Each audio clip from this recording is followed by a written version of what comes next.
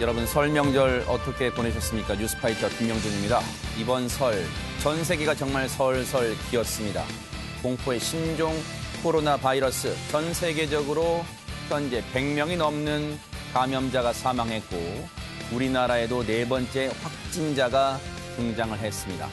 코로나 바이러스보다 무서운 것 설마 바이러스 아니겠습니까? 늦은 감 있지만요. 지금이라도 온 국력을 집중해서 대처해 줄 것을 촉구합니다.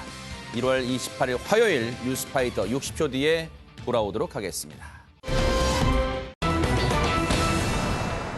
3년이 이 사람에게는 얼마나 길었을까요? 어땠을까요? 하재근 평론가님.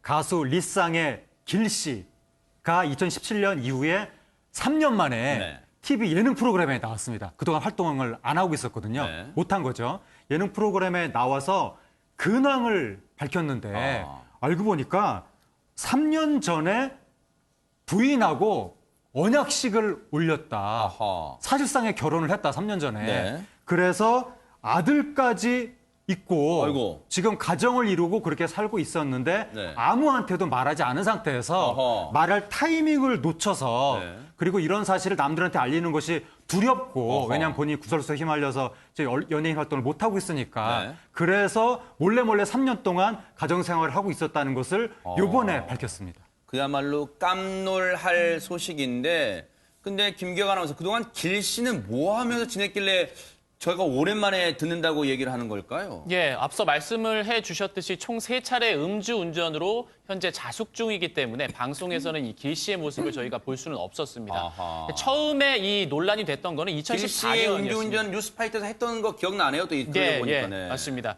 첫 번째 논란이 됐던 거는 2014년이었습니다. 그때 이제 유명 예능 프로그램에 출연 중이었는데 이때 음주운전이 적발이 됐습니다. 그런데 알고 보니 이게 첫 번째가 아니었고 2004년에 한 차례 벌금형을 받은 적이 있었습니다. 네. 그래서 또 한 번의 논란이 일어서 그 이후에 2014년 이후에 모든 방송에서 하차를 하고 자숙을 이어갔습니다. 네. 그러면서 한 2년 정도 만에 음악 예능 프로그램으로 복귀를 했는데 약 1년 정도 뒤에 이 세 번째 음주 운전이 2017년에 적발이 된 겁니다. 그러면서 사실상 방송을 은퇴하겠다라는 식으로 이야기를 하고 자취를 이제 감췄기 때문에 보기가 힘들었던 돌연 거죠. 사라졌었죠. 예. 연예계에서. 그러면 예능 프로그램에 정말 3년 만에 깜짝 등장해서 최단미 변호사님 뭐 어떤 얘기를 털어놓은 겁니까 그러면? 그러니까 길이 그동안의 생활에 대해서 털어놨어요. 그러니까 음주운전 사건 이후에 처음 몇 달은 밖에도 나가지를 못했다. 사실은 못 나갔다는 겁니다.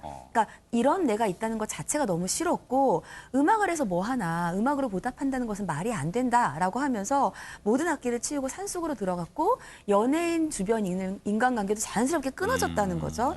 그래서 그냥 유령처럼 살았다. 네. 팬들에게 죄송하다라고 하면서 3년 동안 본인에게 둘러싸여 있던 소문에 대한 얘기도 했어요. 그 본인에 대한 소문이 결혼설, 등남설 이런 것들이 있었는데 이게 모두 사실이라는 겁니다.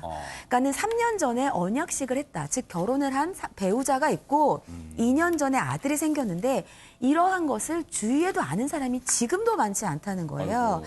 그리고 누군가를 만난다고 해도 이러한 말을 해도 될지 자신이 없었기 때문에 밝힐 수가 없었다. 이렇게 직접 해명을 했습니다. 3년 동안 마음고생이 심했다는 게 저 말 속에 묻어나는 것 같은데 하지근 평론가님 그러면 연예계에서는 길 씨가 결혼했다거나 아이가 있다거나 이런 걸 까마득히 모르고 있었어요 그러면? 그러니까 그게 보도까지 나왔었습니다. 어허. 이것과 관련해서 네. 2018년 3월 달에 결혼했다더라라고 하는 보도가 나왔고 그해 9월 달에 아들을 낳았다더라라는 보도가 나왔습니다. 두 번에 걸쳐서 그렇게 보도가 나왔는데도 불구하고 길씨 측에서 그러니까 소속사에서 네. 그걸 부인했던 것이죠. 굳이 결혼 소식과 등남 소식을 부인할 필요가 있었는가 하는 아쉬움이 드는데 어쨌든 당시에 본인 측에서 부인을 하니까 주변 사람들이 본인이 아니라고 하니까 아닌가 그런 상태로 지금 넘어가 있는 상태였던 것이죠. 박성배 변호사님 왜 당시에는 사실 무근이라면서 부인했을까요? 궁금합니다. 그동안 결혼 출산서를 부인한 이유에 대해서 길 씨가 직접 해명을 했는데 타이밍을 놓쳤다. 누군가를 만나는 것 자체가 잘못된 일이라고 생각할 때였고 주위의 친구들과도 연락을 끊은 상태였다라고 합니다. 그리고 나야 당연히 혼나야 하고 손가락질 당하는 게 마땅하지만 아내와 가족들이 상처받을까 봐 두려움이 커서 오직 집안에서만 감춘 채 살았다라고 밝혔습니다. 그 말도 일리가 있네요. 아이, 아내 상처받을까 봐. 근데 이 3년 만에 복귀한 예능 방송에서 길 씨 말고 또 다른 인물 나왔다는데 누구예요, 도대체? 길 씨가 장모님이랑 같이 나왔습니다. 부인의 어머니. 네네. 근데 그 장모님이 길 씨한테 원망이 조금 있는 거예요. 그러니까 장모님 하는 이야기는 우리 딸이 원래 밝은 성격이고 밖에 나가서 돌아다니는 것도 좋아하고 그런 딸이었는데 길 씨랑 결혼한 다음부터 길 씨가 지금 숨겼잖아요. 그러니까 세상에 이걸 드러낼 수가 없으니까 밖에 외출도 잘 못하고 세상에. 아들을 낳는데 아들하고 밖에 나가지도 못하고 남편하고 나가지도 못하고 사진도 제대로 못 찍고 집안에서 은둔 생활을 세상에. 하고 있다라고 하면서 조금 사유가 원망스럽다 그런 이야기를 함께 방송에 나와서 했습니다. 장모님 심경이 이해는 되네요, 최단비 변호사님. 그렇죠. 그러니까 투명 인간처럼 살아야 됐을 그 길 씨의 아내, 또 그 아내를 바라보는 어머니의 입장이 얼마나 마음이 아팠겠습니까? 사실은 결혼 그리고 출산은 정말 축복받는 큰 두 가지의 일생일대의 사건인데 그것을 누구에게도 축복받지 못하고 오히려 감춰야 되고 또 어머니의 말은 가족 사진도 마음대로 못 찍었다잖아요. 세상에, 아유. 아이를 낳으면 이 아이와 바깥에 같이 다니면서 경험도 하고 싶고 사진도 찍어주고 싶은데 그런 것을 하나도 하지 못하고 3년간 집에 있으면서 투명인간처럼 살았으니 얼마나 마음이 아프고 힘들었을지 네, 짐작이 됩니다. 이런 생각 들 거예요, 지금 박정환 교수님. 내가 음주운전 안 했으면 가수로서 연예계에서도 팬들에게 사랑받고 사랑하는 아내 그리고 아들도 세상에 떳떳이 그리고 이 세 가족이 행복하게 사는 모습 당당하게 밝힐 듯 하는 후회의 막급일 것 같습니다, 지금. 네. 뭐 본인이 음주운전으로 처벌을 받고 또 어떻게 보면 연예계에서 매장되고 이거는 본인이 책임질 문제예요. 그런데 한 번도 아니고 두 번, 세 번이나 그랬단 말이에요. 이러다 보니까 사랑하는 부인 그리고 사랑하는 아들들도 세상에 감춰야 된다. 그러면은 본인은 죄를 졌으니까 그렇다고 치지만 그 부인하고 애는 무슨 죄가 있겠습니까? 그러네요. 결국은 이 책임을 오롯이 길 씨가 안게 됐는데 다시는 그런 음주운전의 어떤 그를 반복하면 안 될 것 같습니다. 그러면 이제 자연스레 관심은 하재근 평론가님. 네.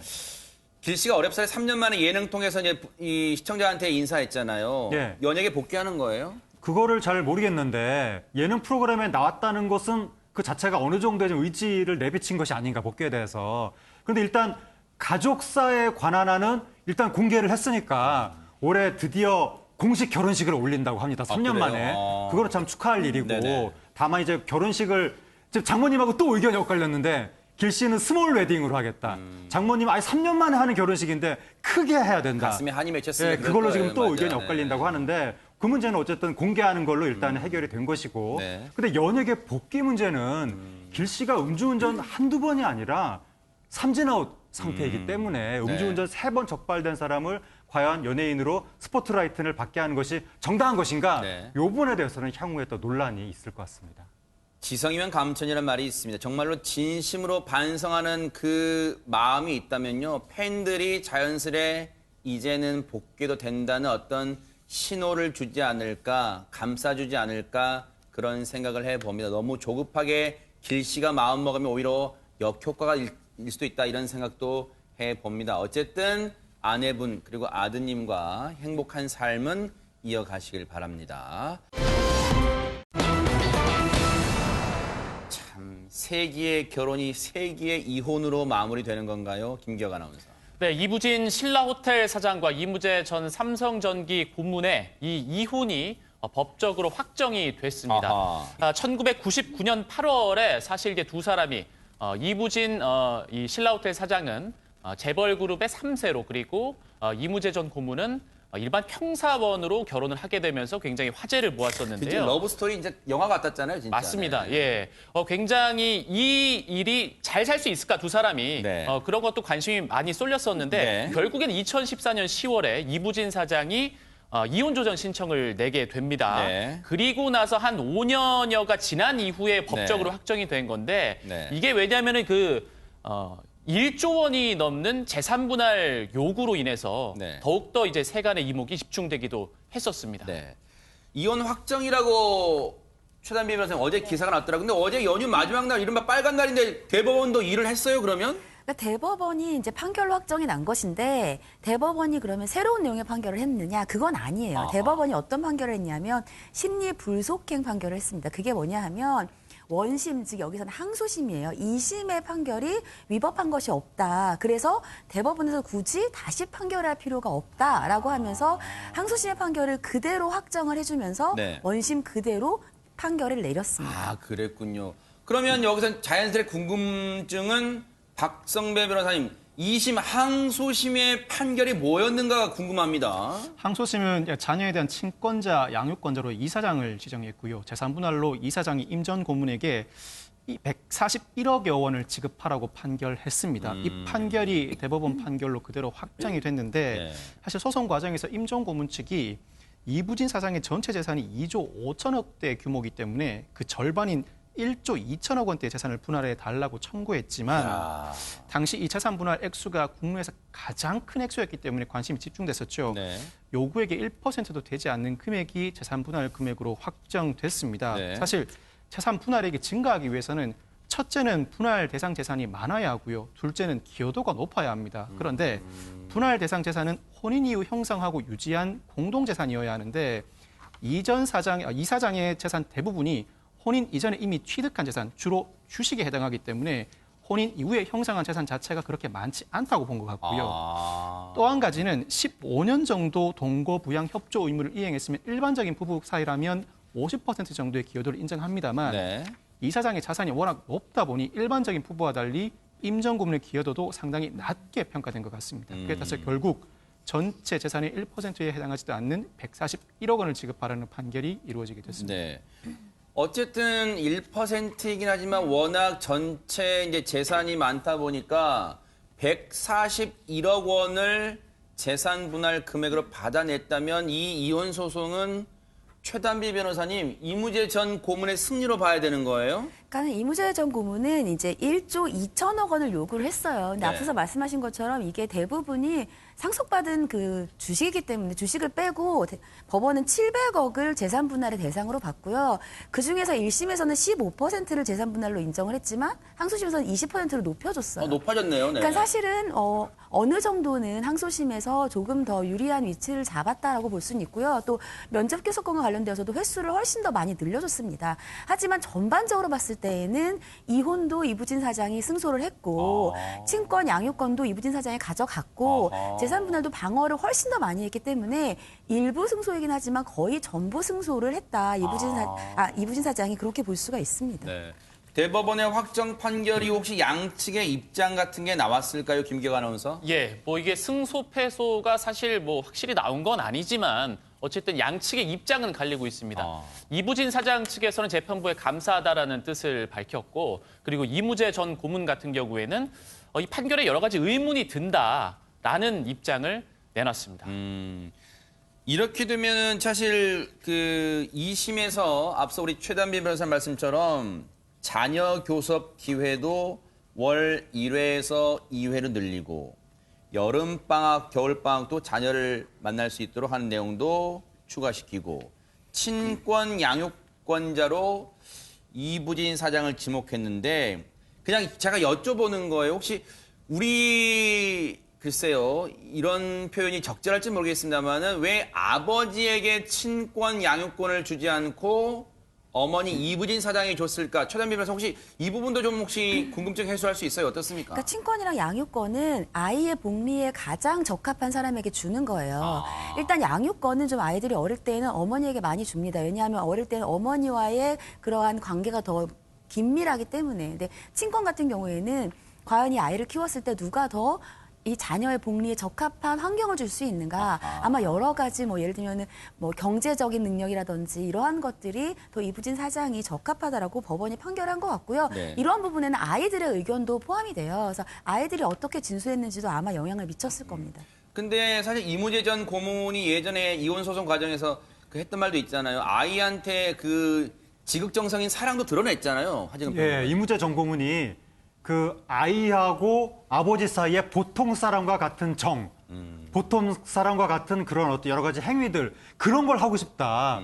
그동안 이제 삼성가 사위로서 내 아이하고도 내가 자유롭게 행동을 할 수가 없었다. 그런 거에 대한 아쉬움을 토로하면서 네. 앞으로 아이하고 내가 자주 만나가지고 떡볶이, 오뎅, 순대 이런 게 얼마나 맛있는지도 알려주고 싶고 아빠랑 함께 타는 카트 자동차가 얼마나 재밌는지 아빠랑 같이 야영하면서 모닥불 태우고 텐트에서 하룻밤 자고 이런 게 얼마나 재밌는지 그런 거 느끼게 해주고 싶다. 이런 식으로 그 아이에 대한 애틋한 정을 토로했었는데 네. 일단 이러한 것들을 할 수는 있거든요. 면접 교섭권이 있으니까. 그럼에도 불구하고 친권, 양육권을 포기해야 한다는 점에 있어서는 아버지 입장에서는 상당히 좀 그러겠네. 아쉬움이 있을 것 같습니다. 언론들은 사실 두 사람의 이혼 그리고 얼마나 재산 분할 받느냐 여기에 관심이 쏠릴 때 우리가 알아야 될 게 있습니다. 어떠한 경우에도요. 아이들이 부모의 이혼으로 상처받는 일은 없으면 좋겠다는 그런 마음입니다.